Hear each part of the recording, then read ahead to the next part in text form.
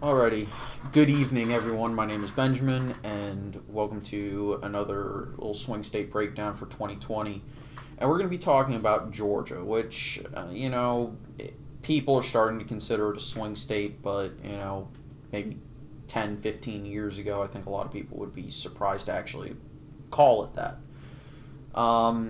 And this is really a story, and I mean, I talked about this when I talked about the double barrel Senate elections that are going to be occurring in Georgia this year, where I don't expect either seat to go for the Democrats.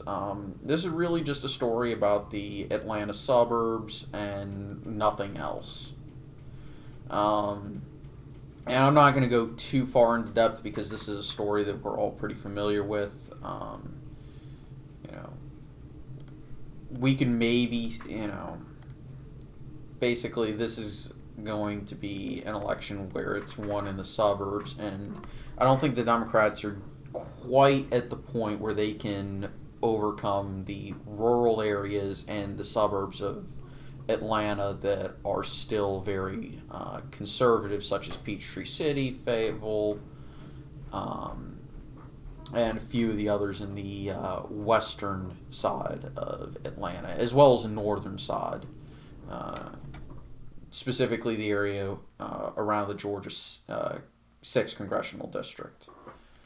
And of course, that's not even going into talking about how Trump is actually kind of expanding Republican margins in the rural areas that are not predominantly African American, obviously, such as all of these rural counties out here that went blue. If I remember correctly, Macon's here or here. It's in one of these two counties, but basically, other than Macon and Savannah down here, actually right up here, what we're talking about is a state that is the rural areas and the conservative suburbs are just enough to outvote the Democratic ones by about 5%. And that hasn't really changed all that much. Donald Trump actually improved on the raw vote total of Mitt Romney.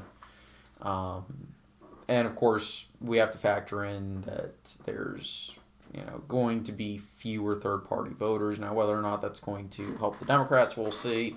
Whether or not that'll help the Republicans, again, we will see on that account. But I'm just skeptical of Georgia really being and it will be somewhat competitive. It'll poll within 5% quite often. But I expect to see about a 4 to 6% margin of victory for Donald Trump. And of course, both Senate races are going to wind up going to the Republicans. But it is a state that is shifting towards the Democrats, and I think we need to recognize that if we are going to properly understand elections going forward into the future. It's just like North Carolina has become a much closer battleground state.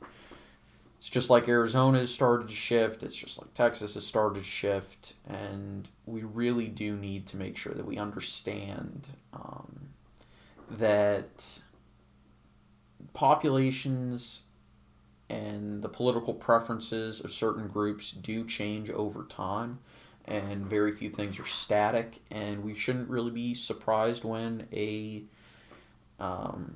state flips, as long as we understand why it flipped, and then we can look for those trends in the future. For example, I think a lot of people were genuinely shocked when Virginia went blue in 2008 and 2016, and then all of a sudden everybody thought, oh, it's a blue state now. Well, it's not. It's a swing state, but we'll get to Virginia, of course. But we can't. We really need to focus so that we aren't shocked when say Georgia eventually votes blue for the first time in ages. We really shouldn't be that shocked when it happens. Now, Interestingly enough, Georgia is reopening from its lockdowns due to the pandemic, and I'm rooting for them. I think, I generally approve of the job that Kemp has done down there, and I think that Georgia will be all right.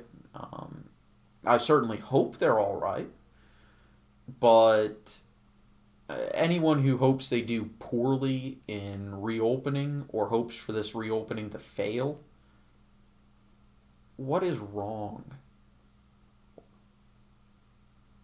That's like saying you want people to catch this and die.